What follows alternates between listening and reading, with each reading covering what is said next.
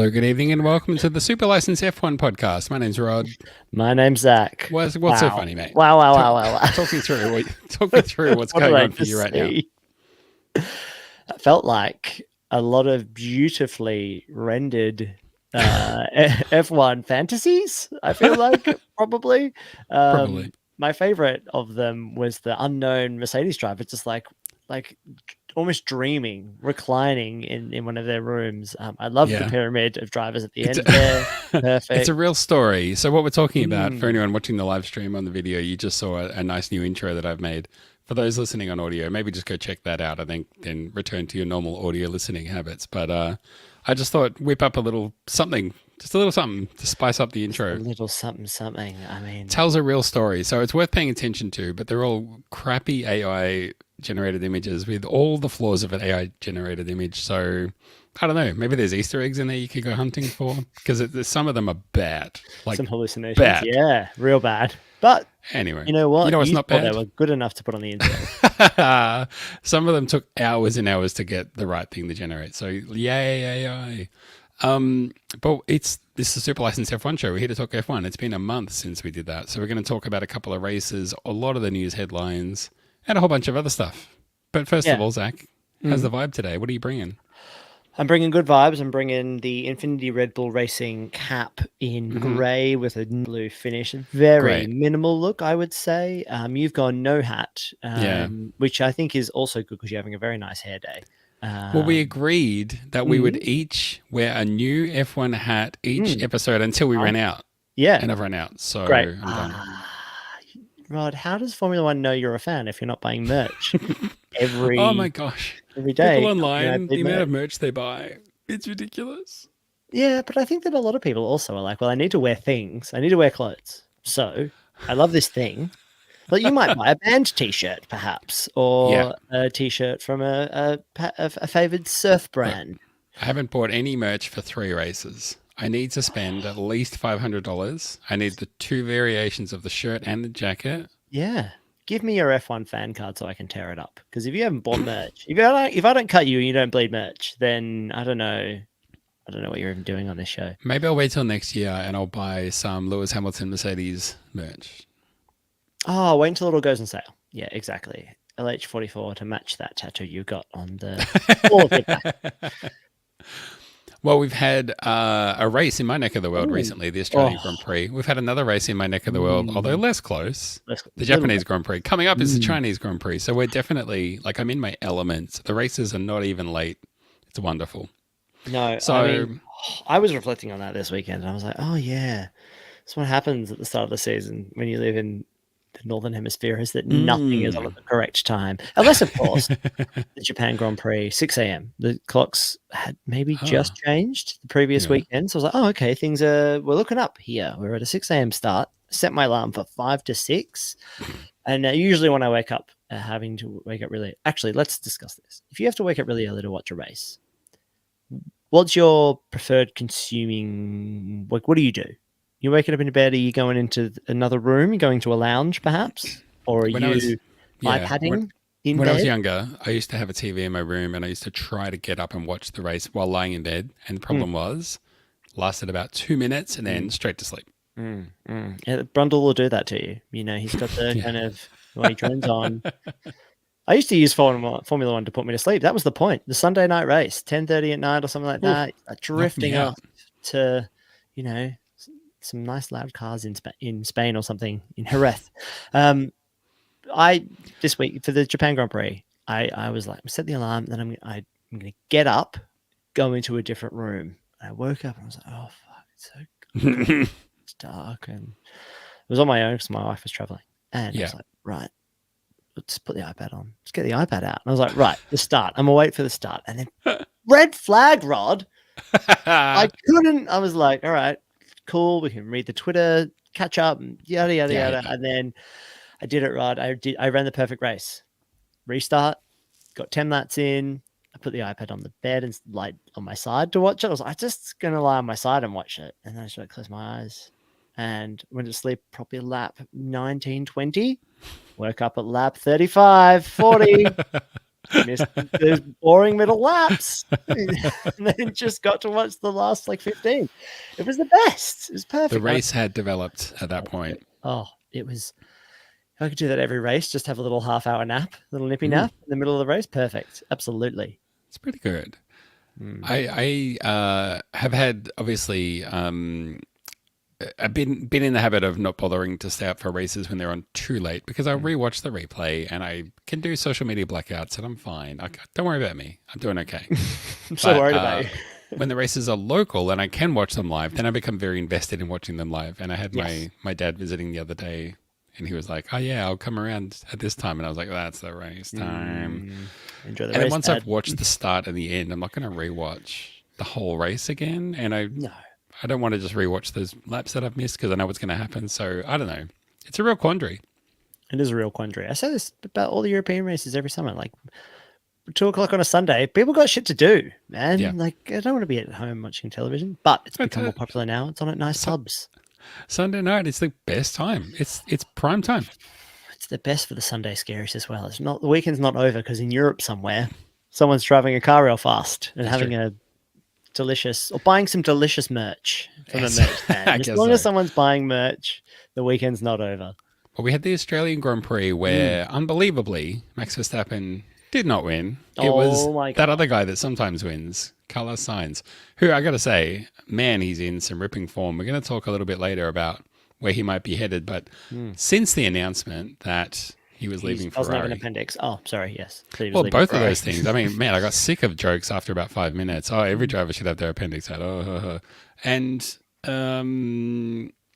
yeah, I mean, he's just basically been on the podium or winning in every race that he's been in, and he's mopping the floor with Leclerc, to be honest. But it was just, I mean, once Verstappen was out of the race, it was like, here we go. It doesn't matter from here on out because it's going to be good. But I was very glad to see Chile Sainz win that one. Absolutely. Japanese Grand Prix, back to Verstappen winning. So, not like there was no storylines, though. I think there's been a few good storylines. It didn't seem like it was going to be straight up, absolute domination. But then it definitely was. I don't know why we all thought that it might not be. They were hyping as the cars were pulling up onto the grid, and they were like, oh, and don't forget, Chico Perez was only 0.1 of a second behind Max in qualifying. This could be close. There might be a fight on here. I was like, they could crash into each other. Have you not been watching the last 3 seasons? Like, come on. No, and Perez really did seem like he was like, cool, I know my job. Make sure nobody gets alongside Max for this first corner, and then I can just battle it out with everybody else. They were exciting starts, though. I mean, if you take that out of it, there is genuine battles between Ferraris, McLarens, and, well, at least one Aston Martin. Yeah. And the racing's really good. The crashes seem unusual now, and because it's still early in the season, I don't think teams are being super precious about defending positions and making sure that we're in 8th. We should really bring the cars home for 8th. It's like, no, push. Let's see what we can do, which has been really good. Unless, of course, you are, and I'm going to not a hard pivot, I'm going to bring this story into the fold of, I was just saying teams are being a little more likely to come and try things and maybe push a little harder and let the drivers go and do stuff. Unless you're a Williams, of course, and you've got a handful of parts and one chassis to share. How does a Formula One team end up in this position?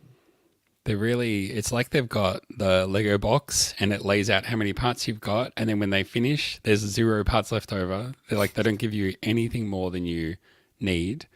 But Williams have really wound up in this bizarre situation where they're like, we've got 2 chassis and if one is broken, we have 0 spare fallbacks.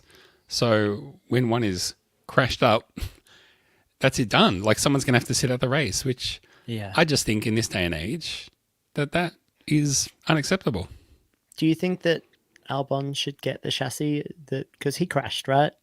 He crashed. And Logan's. And then next race, Logan crashed and didn't. And they were like, you don't get his car. You just get to not. This is why you don't have nice things. Yeah. The thing that swayed it for me, I mean, I still think it's shitty, right? But I mean, there's million shitty decisions in Formula One every single day. What swung it for me was someone pointed out, in the last few years, Williams has scored 28 points and Albon scored 27 of those points. And I was like, oh, guess that's a fair point. And the same thing Fair happened amount of in points. yes, they took they took Albon's smashed up chassis and fixed it, and then I was like, oh well, you're going to give that to Albon and give Logan back his good Actually, one, yeah, and no. they did not do that.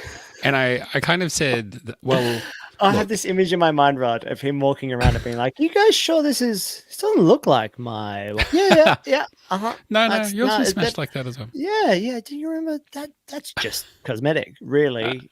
I mean, don't even yeah, fine. yeah, I think so. A quick comment from the live stream as well. Old mate Drew saying unacceptable is right. Come on, Williams. Yeah, totally agree. It's good to know that we're not the only ones who think that. After they fixed Albon's smashed chassis and gave it to not back to Albon but to Sargent, my first reaction was that's shitty. Like this is a series of shitty decisions that you're making here. But then I thought, oh, at least it's consistent because you prioritized Albon, and if this chassis has a problem because it's been all smashed up, they would rather Logan. So I mean, look, I think they're shitty decisions, but at least they're sticking to their guns and following through. Because if you're not going to follow through, then why even make the decision in the first place and cause all these problems? I wonder how. I'm sure Logan's fine with it. I'm sure Logan's like, you know what? I get it. This guy's been driving in Formula One for ages. He's really good. All the points, blah, blah, blah.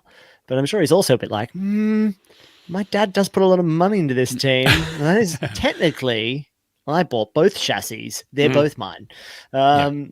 So I should get a chance to play this game. Do you think, and let me ask you this question.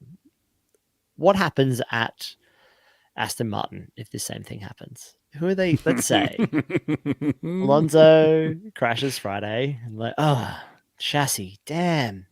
I could use a different car though. Do you think Lawrence Stroll is like, there is another one. Lance, sorry, bud. You know, it's just like when I made you share your birthday with that kid down the road because his parents were away, whatever. You're gonna have to give it over. Love that. Like genuinely, I wonder if they would pull the trigger that way to be like, well, let's Oh, go I mean, so it's not just Williams apparently, and I only just doing research for a video that I made about this, but apparently it's Alpine that's also in the exact same position, no backup chassis whatsoever. So if they crash and break the chassis, they're in trouble too. Actually, What it in reminded French, me it's actually of, pronounced chassis. chassis, sans chassis. Notre sans chassis. I think it's crap for a team, any team, to go to a race and if they didn't and have a fender bender, one of the chassis there, one of the cars is out of the race. I think that does not fulfill the promise that an F1 team makes when they commit to taking part in this competition. That's a good point. What it reminded me of, and I was thinking about this, is what's an extreme version of this? Do you remember a few years ago, I think it was Caterham, who they were like, we are not in shape to run for the first race of the season. And the FIA or whoever it was like, the fuck you're not. You have to race or there'll be consequences. And they went, oh, we understand. So then there were cars in the garages. There were like pit crews in there working on them, standing there as if like, no, we're definitely going to be racing. And then it came race time and they were like, oh no, whoops, sorry, we can't race. And they were like, that's crap. That was all for show. And I think they got fined or something. Yeah. If you're not there to race, there should be consequences. And I think Williams only bringing two cars and a crash puts one of the cars out of the race. It's just not cricket. It's interesting, I suppose, right? But then we are trying to cut costs on Formula. Like if you crash some point on the weekend, maybe you are out. Maybe like why do you, if you crashed in qualifying and you didn't put a qualifying on Friday? Time, why should but on Friday, maybe Friday. Friday we can talk about Friday. But Saturday, if you crash in qualifying on Saturday and you don't post a time, I don't think you've qualified for that race. Why should you get to start? I think this is we talked about this last time. Formula One has become, it's not like the FIA and Formula One management being like, you're in now, you're the weasels and we are the bosses and we're going to force you to do everything. It's more like we're a big collective. Like it's the Formula One co-op. And like, that's cool, man. You don't have another chassis. We get it. Don't worry about it. Give it to your other mate. It's all cool. Like, I don't think they should be able to do that. Like, that's Albon's car. That's Logan's car. Albon crashed. He's out. Logan, you get to still go. Yeah, I mean that's another. To me, that's another completely valid point. If you start the race weekend with that chassis, you should have to finish it, and if you crash, that driver should be out. How did that even happen? And what does that do for race setups and stuff? Isn't there rules around? I should definitely know this. Oh yeah, it used to be like you locked in your race setup on Saturday, but that's no longer the case anymore. I think they let them make changes. Oh well. Anyway, oof, yeah, Well, good for yeah. Albon. He knows he can do whatever he likes. He'll always have a spare car, unless he crashes them two in one weekend, I suppose.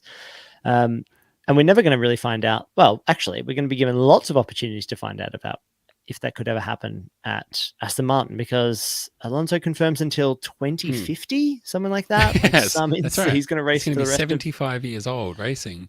of. Confirmed for a multi-year deal at Aston Martin. It seems like because his name was in the mix for being part of this potential shuffle, especially at the front end of the grid, that he might leave, and then there would be a seat available there. So who goes there? But it seems like at least that part of the puzzle has been settled. He will be staying, which I read a little bit as no one else wanted him. Could be wrong. We'll see. Yeah. But he's staying. So you're right. It'll be the Alonso Stroll pairing for that whole time. Do you think Alonso will outlast Stroll at that team? Lance, I mean. Wow, that's a good question. Will Alonso still be there enough that Lance Stroll has a fully fledged Formula One career, right? How old is Lance Stroll now? Younger than Fernando. Good point. I'm usually good at guessing this stuff. 28? 28. Is he? We should ask the humane AI pin that everyone's slamming how old he is. Lance Stroll age. Lance Stroll, dad, girlfriend, F1 network, age.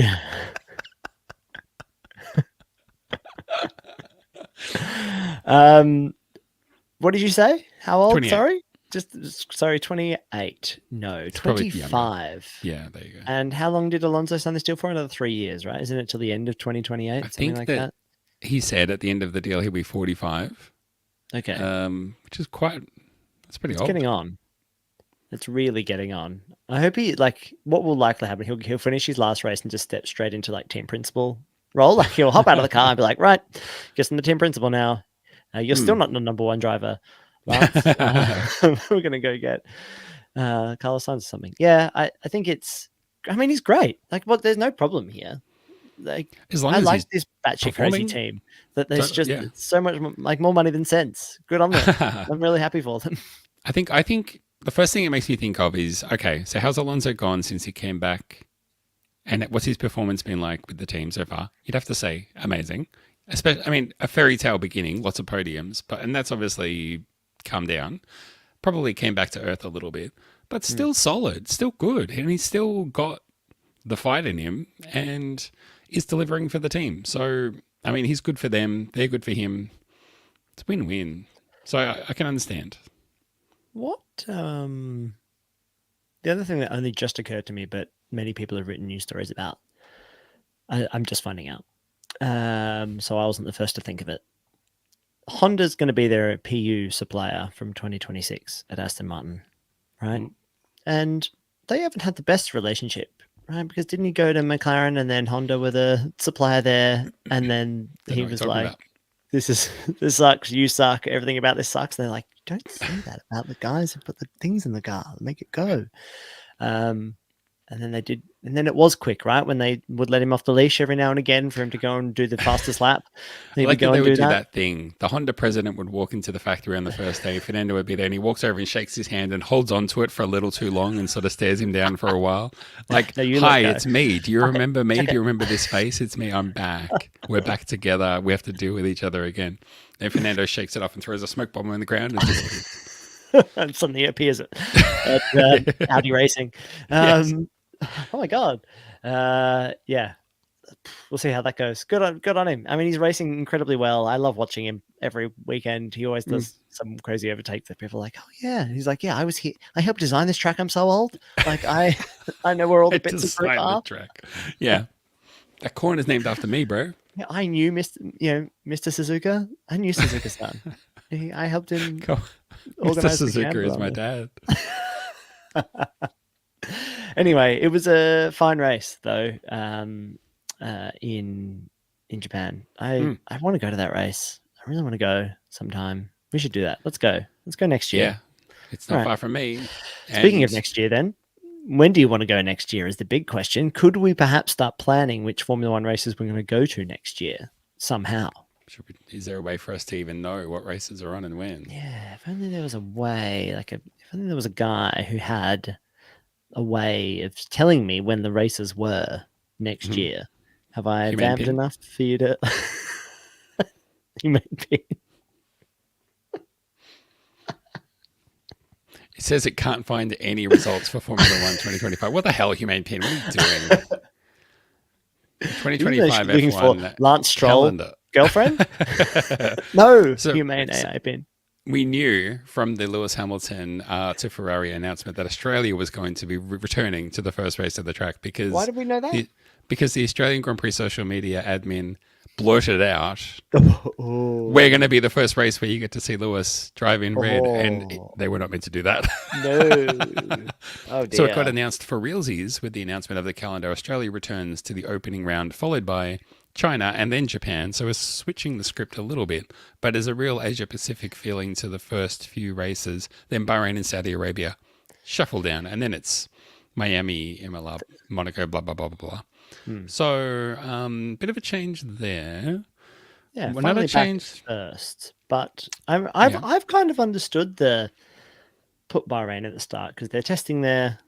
Then it all just and everyone then hangs just out. start racing. Like good, great, but I don't Sure. think it's enough of an event to. It's just not think, first, right? and Australia likes to be first. Yeah, we're also bringing a lot of good vibe to it. I think it's a nice launch for the sport. Yeah, Like, there's that's all true. this stuff around Albert Park. It's iconic for Formula One. I think they've been resting on their laurels a little bit. It'd be nice to get back.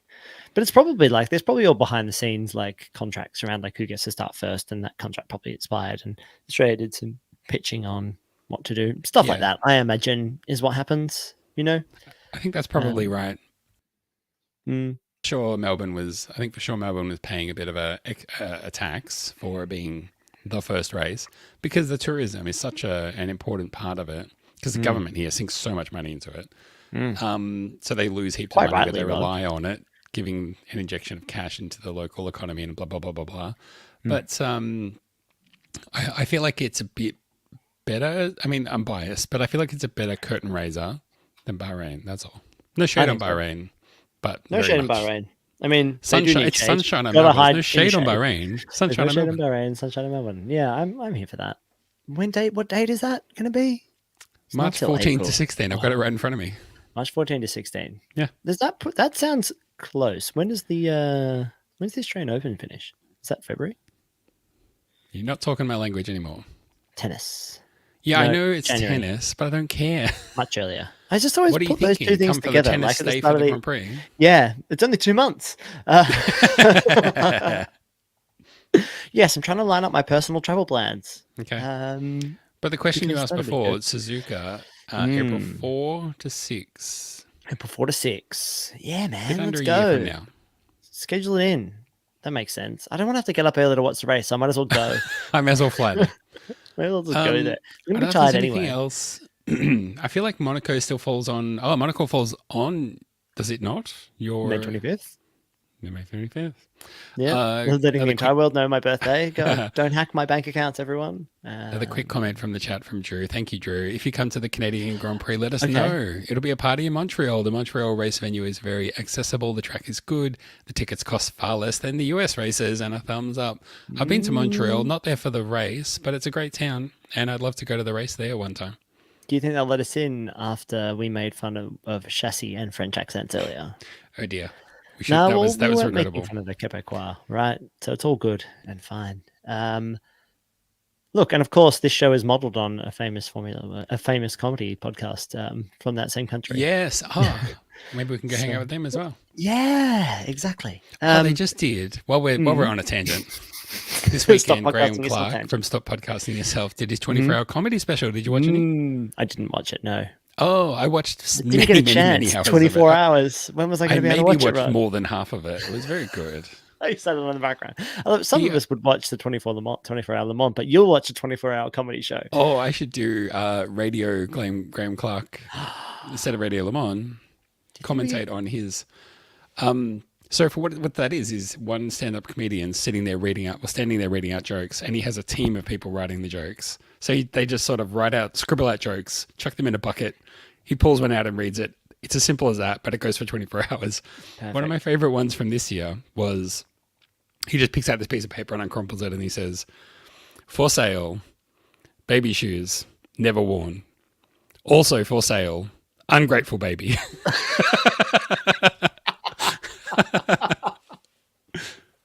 Pretty great. Pretty good. Pretty good. So, calendar. Yeah. You mentioned something to me pre-show that I think is Did I? interesting, which is the summer break. Now you got me worried. 3 weeks in August, This is bonkers. but there's also 2 races in August. Oh, that summer break in August. I can't wait for that summer break in August. How many races are there in August? Oh, there's 2. Yeah. One at the start, one at the end. That's unfortunate. Yeah, it's like when someone says like you can do that piece of work by end of day today or first thing tomorrow. You're like, that's the same. Great. It's the same time. Yeah. You don't have to finish it today, but I do expect it before the start of day tomorrow. Well, Thank you thanks. so much. Did you ever hand in an assignment at university or similar when you have to? Now this is going to sound crazy to any young people listening.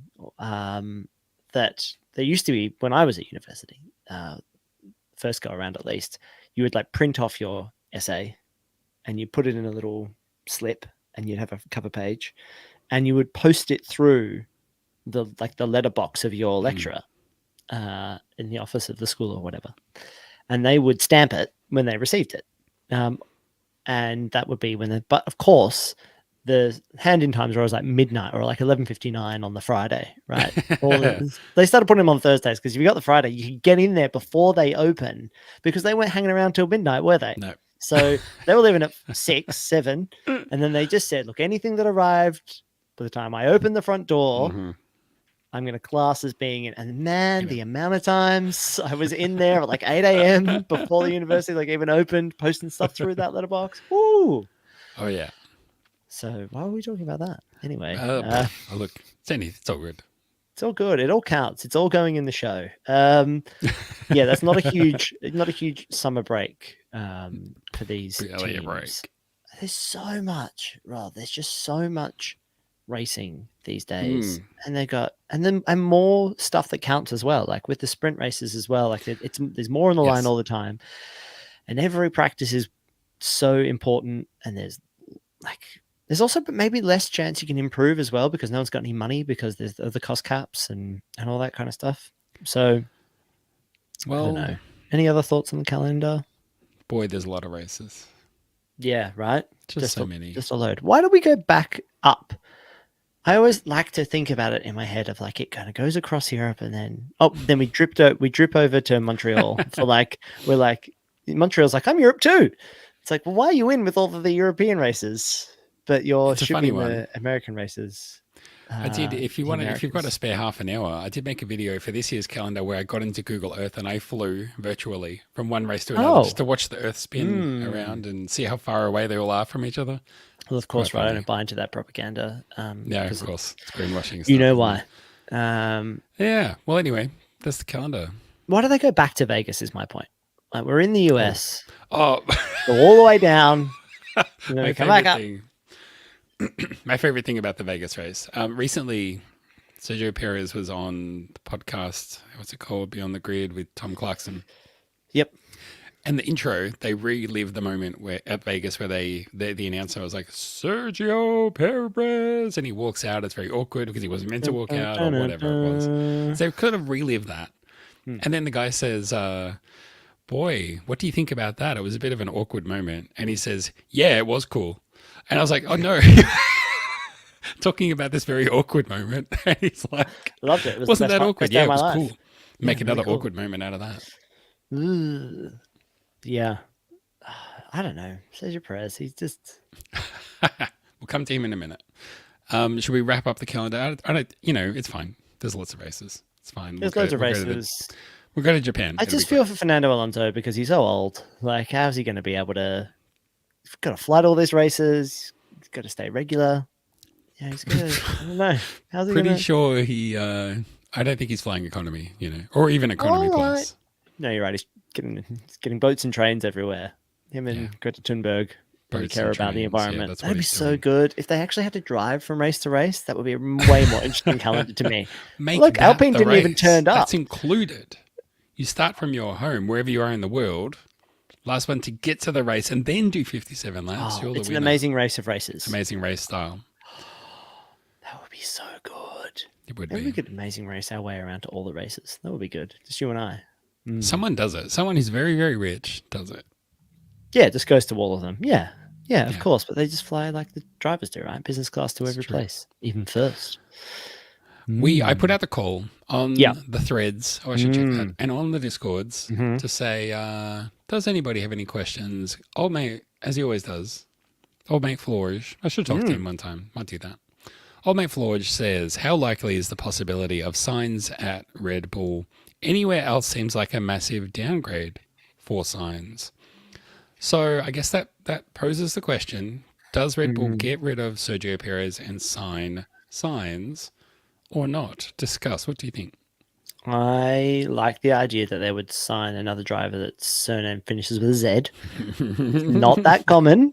I think that's if they put themselves in Love that that. pigeonhole forever. So everybody, bit of news. We're going to be dropping Sergio Perez. Oh no. Look, don't even worry about it. Because you won't there's not going to be that much of an adjustment because our new driver's name also starts with Z. Oh, Sainz was great. Whew. Oh, you had me worried. Sainz. Yes, don't worry about it. All your microphones will still get a fun buzz when you say their names. Sainz, Perez, and probably not even saying it with a Z in those languages anyway. Yeah, I never count it out, right? Because the idea that Carlos gets is everyone's made. Are people sitting around saying like, "Well, he was pick of the teams," when in his interview post Japan, he was like, don't even think I've got a team right now. And we're chatting to a lot of people, but as far as that, I'm unemployed as of the end of this contract. Yeah, usually things just kind of open up, right? It's like, oh, one move happens and then, oh, it's all really clear. Yeah, Everyone will just slot usually. in. But Mercedes want to put this young kid in, or like, I'd seen a little bit of chatter around, I can't remember the guy's name, really should. Sorry, bad podcast prep. Toto Wolff manages this guy, and he's like, he's going to be the next Max Verstappen. I'm not missing out on the next Max Antonelli? Verstappen. I think it is. Yeah, Antonelli. There we go. Antonelli. It's a good name. Get him in the car. Couldn't be worse than what we currently got, right? Just get him in there. Don't worry about it. Regulations change the following year. Not a problem. Let's give him a good year. And then, oh man, what if he's better than Russell? That'll suck. And then Russell just never really get a chance. Which I suppose is what happened with Leclerc. If you're Red Bull, you can choose to keep Perez. That's a thing you could choose to do. He's doing very well right now, and it sounds like they're literally about to announce in the next few weeks what's going to happen. Yeah. So it's a good time for Perez to be in good form. But Red Bull contracts count for shit, right? Like you announce it, That's and then who knows? That's it. I think Perez is probably the favorite to retain, to be retained. Even if they don't go with Perez, Ricardo was probably their backup unless his head went all over the place, which it sort of has. And then I think they want Albon. I think they want Albon's their next one, surely, right? I hadn't even thought about that. Alexander Albon, wrecker of chassis. Yeah, I think he could be in there.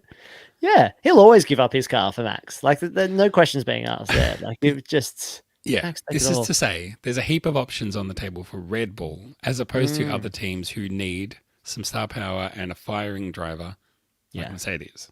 No, exactly. This is just advantage Red Bull at this point, right? Everyone else changes and mucks around with their setups while Max is like, I'm just going to keep doing exactly what I'm doing with a supportive driver. I mean... He won't care. They'll just hang on to Perez like every single year. We're all like, Mercedes will probably dump Bottas this year, right? And then they were like, no, it seems to work beautifully. Let's keep him. Not while it's working, we won't. Yeah, why would you muck around with everything? You know, we've already got all the race suits in his size. You know, so my thinking we've written his is name on everything. That we put all the Z's, so we can't. You know. My thinking is Red Bull don't need. Red Bull don't need to pay a big as much as a Mercedes does. Yeah, and he's good. You know, what if one day he does beat Max and Max throws his, was going to say nappy out of the pram, but that's not it. It's toys out of the pram. He's like, freaking bah. No, It's a not quite self-tell. that. That's called a self-tell, what you just said there. Oh, is it? Right. Ooh. He can't stay at Ferrari, obviously. He has to leave. He can't go to McLaren. I think He McLaren are has to leave. very... Why does he have to leave though? Have they confirmed that That's it's a him that's good... going? Has anyone mentioned this to him? They You said know what, Carlos? You don't have to leave. he hasn't been fired. He just hasn't No. been re-contracted. He could stay for nothing. Look, there's no rule in F1 that says you can't just stay in the team. Maybe him and Leclerc could share the other car. And then whoever's feeling it that day can get in. They each have a practice. Fastest time gets the chef. Man, that would be the coolest thing if teams had like 4 drivers and they all like, hyper competitive. Whoever puts the best time in practice gets to actually go into Could be quali. That'd be really good. Yeah. So, and probably won't be Mercedes. I think that's too weird for them. I don't think Russell would like that either. So who's left? Anybody? Anybody good? Aston? No, can't fire your own child. And Alonso's there forever. That's what I'm saying. There's no room at McLaren, no room at Aston. no Has to room at leave Ian. Ferrari. It's in at Red Bull or Mercedes. I'm not sure Red Bull want him. I think he's going to Mercedes. You think not? I thought this Antonelli guy was going there. Right? I thought it was all Antonelli's. He's to lose. Well, is he? I mean, Yeah. Who would you choose? Who would you sign? I'd sign Carlos Sainz Jr. you because go. he's a world champion in waiting. But does he want to go there? Because Mercedes aren't very good. So maybe like until they sort that car. I mean, we get to the end of the season and Mercedes are 4th. Again, basically. Well, not again, but you know what I mean. And like they seem no closer to getting that car sorted. Do you think they'll be able to, like, you could also just be putting your career in a really dodgy position because, okay, 25 slightly better, but then 26, new regulations, no guarantee they'll get that right. Here's the thing, right? No, but no one's a safe bet. No. If it was 2 months ago when everything at Red Bull looked like it was on fire, I would say, yeah, signs to Red Bull. Yep. They need someone better than Perez as a backup in case Verstappen walks. Yes. Now I'm not so sure. Especially also because I had a note here that we were going to mention it before too, but Adrian Newey was being very heavily sought after by both Aston Martin and Ferrari, but he's decided to stay at Red Bull. As long as he's there, again, that settles the team, but as long as he's there, I really strongly think that Verstappen will want to stay. Yeah, I think so too. Things at Red Bull just seem to have settled. Yeah, that all went away real fast because they won again, right? And then it was all fine. And Yeah. Winning will heal all wounds almost. I wonder, that Mercedes seat, there's a lot of auditions, I think, probably this season for that Mercedes seat. And I wonder, this is going to sound like, oh my God, every classic Aussie boys on the podcast being like, hey, I mean, Oscar Piastri, you could pry him out of that McLaren seat, Mercedes Right. power unit team, hop him off over to that Mercedes. He's still young. He's got all of the ability. He really likable. I reckon he could pop into that Mercedes and then maybe you do end up with a spare McLaren seat. And everyone loves them when they're together. Lando Norris, Carlos Sainz Jr. That's all you want. That's The literally, power. that's at the heart This of is your all I move want. there. This is why exactly. Don't talk about my my reasoning for why I want that to happen. But that, Okay. Formula One always does funny stuff. That's my bet. Oscar Piastri is off to Mercedes, Carlos Sainz into the McLaren for a season, and then he'll go. But then Sainz will go off and do the Volkswagen Audi Interesting. thing. Here's what I think. If Sainz goes to Red Bull, here's what I would do. Albon to Mercedes, Antonelli to Williams. Yep. Yeah, that's a good idea. Yeah, Antonelli after Williams, because it's been such a surefire way to get, like, genuinely, like the Williams program has shown drivers to be pretty good. It's just a bit slow, the car, but also that setup. Like, they get in there and then they waste away for a couple of seasons, and then you're like, oh yeah, remember that car's really good, and then you end up at Mercedes. I mean, I know Fernando Alonso and Lewis Hamilton have just signed multi-year contracts, but I mean, there's gonna come a time in a couple of years when there's going to be some big where they get together seats available at the front-running teams. So everything's going to shuffle. And if you're a young kid that's proven themselves, you might just be next in line to get one of them.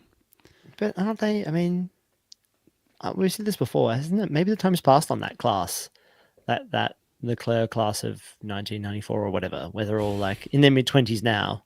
No one's won anything, and they're just waiting for Hamilton to leave. And then Max Verstappen came up, was like, "I'm younger than all of you, but I'm better than all of you. Bye." Yeah, I mean, I think it's the Max Verstappen show for another few years, and then it won't. After him, it won't be Hamilton again or Alonso again. I don't think it'll be the next person, Piastri, Antonelli, whoever.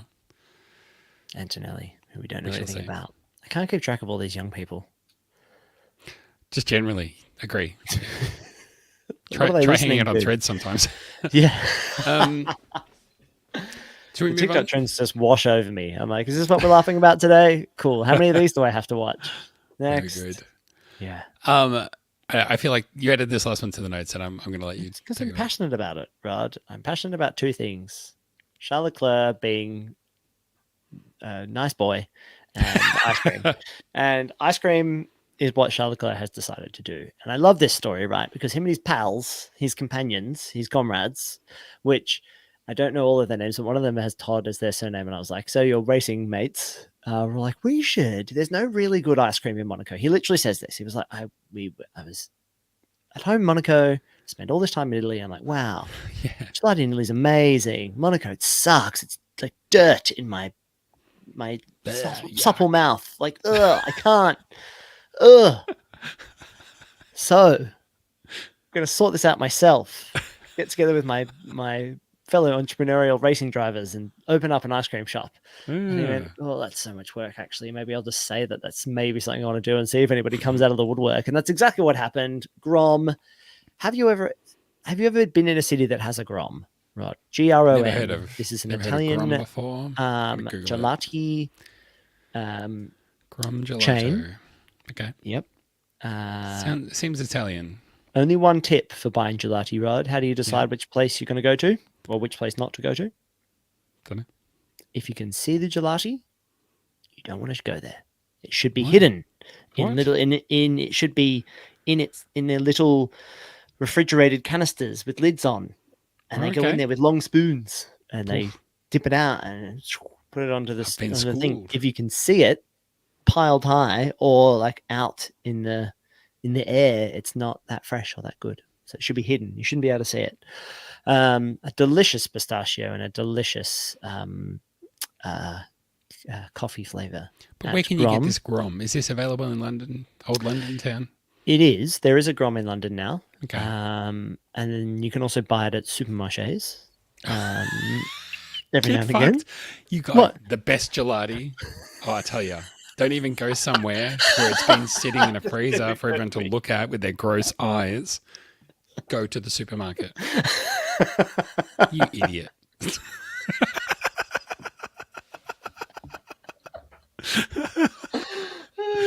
It's true. It's true. You're right. I am a hypocrite.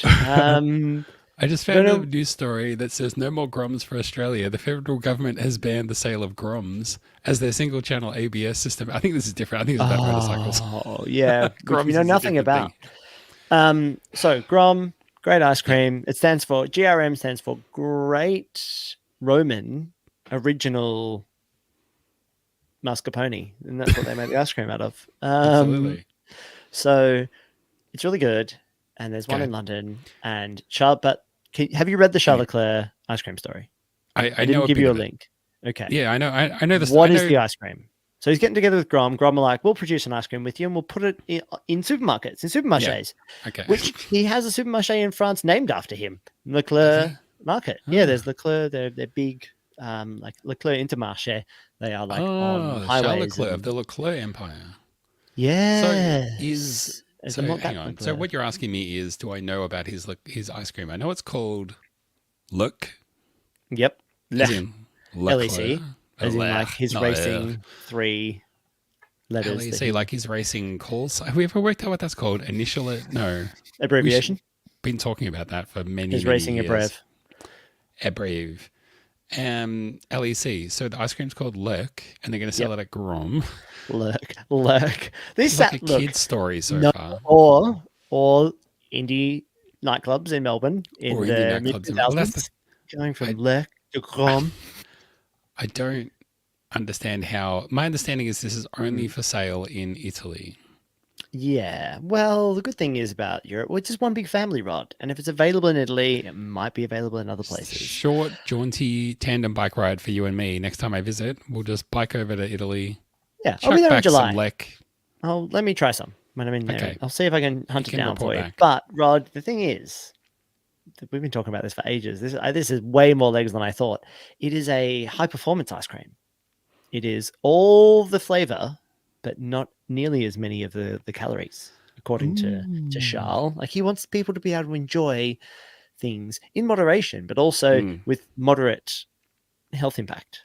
Because I can imagine his serving size as a Formula One driver in season and having only getting 3 minutes off every Yes. 6 months is like he has a teacup Yeah. sized portion, which is when If Ben and Jerry's the is like, there's 8 portions in this like pint canister. Fuck off, yeah, there is, mate. No way. I've seen some commercials. I've seen not commercial. I've seen some marketing stills for this of him in ice, like in snow Oh, and stuff like that. It looks all very good. But mm. if the TV commercial for this is not Leclerc in the race, pulls into the pits, that they jack him up, change his wheels, put him down, and then the lollipop man pulls up his thing and he's sitting there, and they're like, "What's wrong?" And it cuts to him and he's not like He's going, hoeing back on some lek. Then that's a missed opportunity. great. That would be so good. Lollipop Man, could it also be an ice cream? Could it all be Oh ice cream for yeah, him? Could it and devolve then into like he's an like ice cream treating it like a big fantasy? spoon. He's trying to grab a little bit. Yeah, grab a bit of that off you. Yeah. And then that'd be so good. And then he wakes up and it's all been a dream.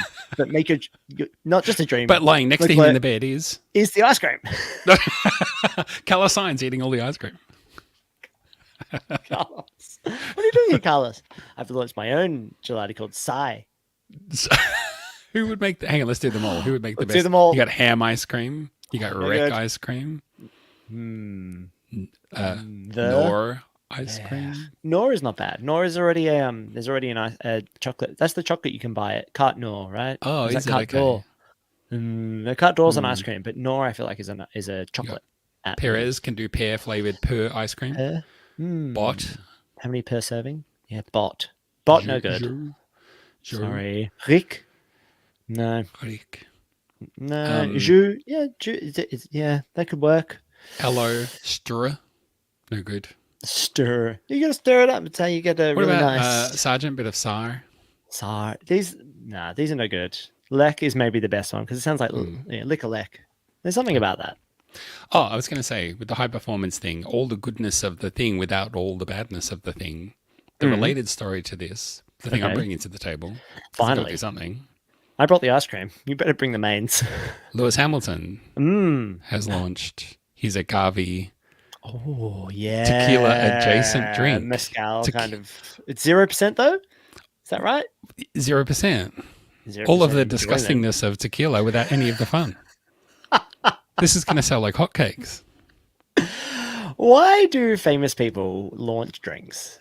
Like, whether it's Look, we're asking beer, this question. wine, or spirits. Why do they feel like this is the route to... Is it because there's nothing else? Is it because they looked at Kamara and went, that wasn't anything. Like, why do they think that they can just slap their name on it, something that on an alcohol, and Well, suddenly that's the one? Because he the failed with marketing Neat brain. Burger. Yeah, That was the that's true. burger. There was one that opened up near me. I never went, and now it's gone. I can only assume that's because I didn't go. Must be. How do you feel about that? Not neat. I feel bad. Yeah. Have I'm you into ever the gone Honest to a Burger place next door. that's always quiet and you're like the only one there, and then you're like, oh, I can't stop. I have to keep coming here because if I don't come here, everyone will be like, I haven't seen Rod for a while, but also they'll be like walking around wearing a barrel. I sometimes feel like this, the off license across the road from me. Yeah. Sometimes I go in there and I'll like buy all of their alcohol-free Erdinger beers because I'm, was like training for a marathon or whatever it was, right? And then I wonder if they're like, "Phew, they're popular. I better buy heaps of them." And then, but it's just me every 3 there's that months as buying 4 of well. them, Yeah. Or, There's that whole Seinfeld bit about that. But that's true. There's a lot of shops around me that do really well on days when Arsenal is playing at home, and they fill up, and like everyone's there. And I often wonder if like if that was like the weekend you opened your Afghani restaurant, and you're like, oh my god, every weekend we're going to be rammed for lunch. Get the whole family over here. We're going to need extra hands, but we're all going to make a mint. So much. But then, but actually, it works quite nicely because they there might be quiet other days, but there's always the banker of a Saturday afternoon.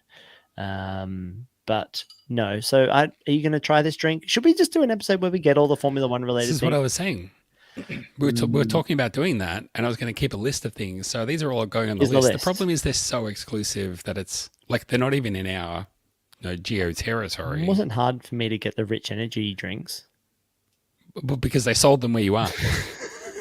I'm not in Italy. Well, oh, he was in the news again this week. We're going to talk about that before we finish. Well, Google that, and then we can make that the last story we do before we go out. But look, by all means, if there's like why aren't you having the Bottas chocolate? Why aren't you having the Alonso, whatever the fuck he does?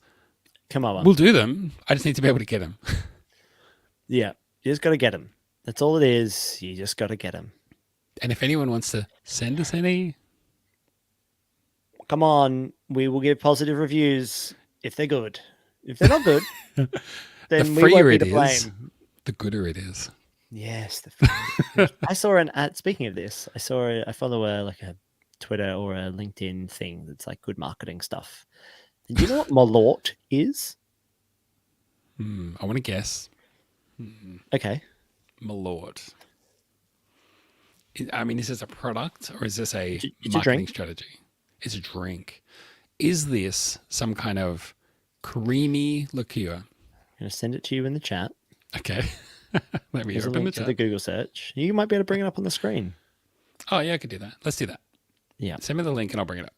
So I sent you... Sorry for those watching. I'll sent you a link. make sure I do a nice audio description of this.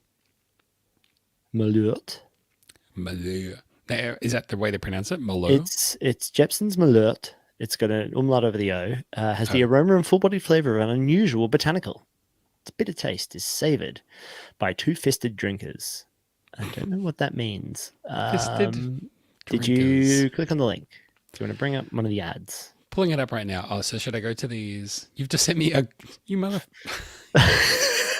sent me a link to your Google results. I could have done that. Hey, let me Google that for you. That's what I did. This is what I do with Copilot and ChatGPT these days as well. People ask me how to do things, and I type them into ChatGPT and I send them the screenshot. I'm like, this is the prompt I use. Okay, so this link that you went to, do you want me to bring up this first image? Yeah, bring up the first image, right? Because that's all I care about is the ad. Okay, I'll share that. Hold on one sec. So Malort, a drink you hadn't heard of, but it doesn't sound too delicious, right? It's one of these botanical drinks that, post lunch in Greece, someone's like, here, try our local spirit. And you're like, okay, why is there a jug of it? When you're ready, I'll bring it up and I'll do a read on the slogan. Okay, I'm ready now. 3, 2, 1. Malort. These pants aren't going to shit themselves. That's not what I meant. That's what you sent me, bro. It's not what I sent you. Okay, what I sent you was Malort's ad, which is like, don't enjoy responsibly, because they know.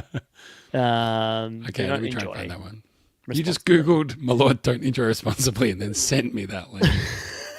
Sent you the results. When you make me do the work. Which I think is a fun thing, right? Because they know that it doesn't taste very well. So it's not really about, it tastes very nice. It's not really about enjoying it. Results for this link you sent me, none of them say the thing you think. What? Really? Say. Wow. What is your algorithm me? serving up to you? How do I share it? Here, I can just do this. I'm just going to share. How do I just copy? Look at this guy go. There we are. We might need to edit the audio on this one. No, it's fine. Okay. So, don't enjoy it responsibly. So this is how I feel about all of the drinks. So we've got Leclerc's weird drink. No, we've got Leclerc's delicious ice cream. Sorry. Yep.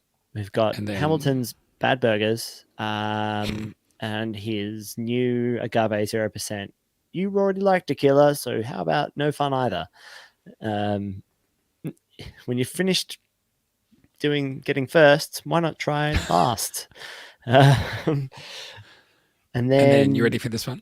Yeah, I'm ready. What's this one? There we go. There we go. Malort. Do not enjoy responsibly. Mm. And the picture of the person is them really not enjoying it at all. Yeah. But that's from their trucks, so it's real. 35% alcohol. 25. But what else was on your 35. list of things? Someone's got a red wine, right? Ricardo's got a red wine. I feel And a like beer brand. I'm sure someone Jensen else does Button's as well. got that beer brand that no one cares about. Yeah. Um, Does Bottas have a coffee? I'm pretty sure he does. okay. Valtteri Bottas blend the mullet and Kahiwa coffee. We barely got into it I'm all. saying how earlier, I can get it how, here. I will in get love that. he is with Australia and Melbourne, seemingly specifically. I'll get a bag of that coffee. Don't even worry about it. Okay, good. Yeah, we're not just talking about brands that are adjacent to these people that they're doing paid sponsorship. I want them invested in them. I want them to think that this is their thing. Okay, well, that's all I had. Was I Googling something else that you were like, oh yeah, yeah. So there was a little bit of news that Andretti was like, hey, Mario Andretti, because they're desperate to be in Formula One, right? And that he was like, I'm gonna be in Formula One, and Rich Energy was like, get in line, mate. And it was like, all right, calm down, ease up. It's all fine. I mean, at least they're a real Age racing before team. beauty. Yeah, at least they exist in racing somewhere else, and you're just a energy drink. So Team Andretti have bought like a factory in England that's close to other Formula One teams. Sorry, I did just see you. Anyway, Sorry, that was go some ahead. good background. The silent third guest of the show, third co-host, but he was our own person.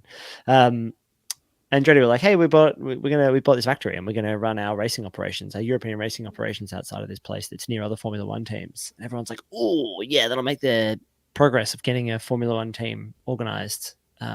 Surely the FIA will let them in and share the prize money and share the earnings with another team for no good reason." And then the guy, Richard Energy himself, was like, just because you bought a thing doesn't mean you're just going to get into Formula One. Like, look at all the cool stuff we did. And then he had journalists and other like F1 paddock bars and stuff just tweeting at him being like, oh, you mean from your entirely fake Formula One team and that entirely fake thing that you did, and you don't have any money and pretended to have a helicopter and all that kind of stuff, which I think is very funny. If you're new to Formula One and you haven't looked up it's bonkers. Like, Formula One just doesn't do that kind of stuff anymore, right? There's bonkers, wild things. It felt like a throwback of just absolute, like, I'm going to waste all my money on Formula One. Now they're all like money-making ventures or venture capital and stuff like that. So yeah, it's the sort of thing that like Steven Spielberg would make a movie about it, and then Tom Hanks is the FBI guy chasing him, and I'll get you, Richard Energy, Yeah, and it's NRG. Anyway, that'd be good. Exactly. I think we've covered all the important Formula One stuff, right? I think, and less. Somehow we've covered all of the important stories. Somehow there's less news. And even less.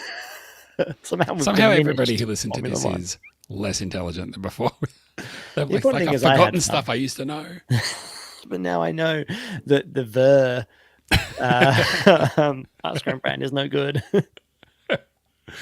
Well, thanks for listening. I hope you come back next time. We're still putting out the podcast as audio. We are blitzing it on the YouTubes with lots of subscribers, and the podcast feed goes out now as video, but also little bits and pieces of extra stuff going out there on video-wise. Tune in next month to see which Formula One cap I'll be wearing of the two that I own. Well, you've got the clock. The clock starts again now. You've got, I believe, a month to find another one, because I don't think you've got a third one. No, I don't think I do either. But we'll dig through the records, through the annals, and see if I can find something. When it gets down to like you're buying Etsy hats or getting like knockoff brands on eBay. I can hand make my own. What is Cotterum? That was never a team. Shit. I knew I should have Googled it before I embroidered it onto my cap. Or maybe I'll like Marge Simpson in that episode where she buys the one expensive like dress that's on sale and like remakes it into lots of different outfits to join the country club with. Maybe I'll style this into a visor. Maybe I'll do that. Well, look, yeah, you can go to the website, which is superlicense.fm. Zach, the FM stands for Formula Merch. Formula Merch, absolutely. And then from there, there's links to everything. If you want to support the Discord, if you want to support the Patreon, thank you so much to everybody who supports the Patreon. A couple of dollars a month really goes a long way to just keeping the show Zach, going. able to buy stuff off F1authentics.com. On the way out, a quick comment from Drew. This is a fantastic way to listen to the podcast, guys. I'm really glad that you're enjoying it. Thank you, Drew. Hope you're not at work, Drew, or I hope you are and you've put us on a big screen. We won't tell you, boss. Don't worry. You can follow us on Threads. You can follow us on TikTok. Stuff going up on TikTok soon. Yes. Awesome. And the Discord. Thanks to everyone that joins the Discord so that we can chat and share things. And there's also links questions to stuff up on the show. Get your questions in there. We'll answer them on this GDMN show. Oh, right. Yeah, I just got that. Yeah. Cool. So anyway, Zach, awesome to talk to you again. Talk to you in a month, if not before. And until then, take care of yourself, I guess. Mm-hmm. And then, Yeah, okay, all right, then good. We're so good at this. Only 11 years. It's easier when you put it into the end. But I like the countdown that you're pushing on us now by putting the outro music here. That's now. true. I can do it. It's coming. It's coming in. Yeah. See you next time. Until then, my name's been Rod. My name's been Zach. See you in the next show. Bye-bye. Bye. Oh, yeah. Oh, yeah. Damn it. We're never going to time it right. But yeah. But after all these years of timing it perfectly, it's about time we really put ourselves under pressure. Bye.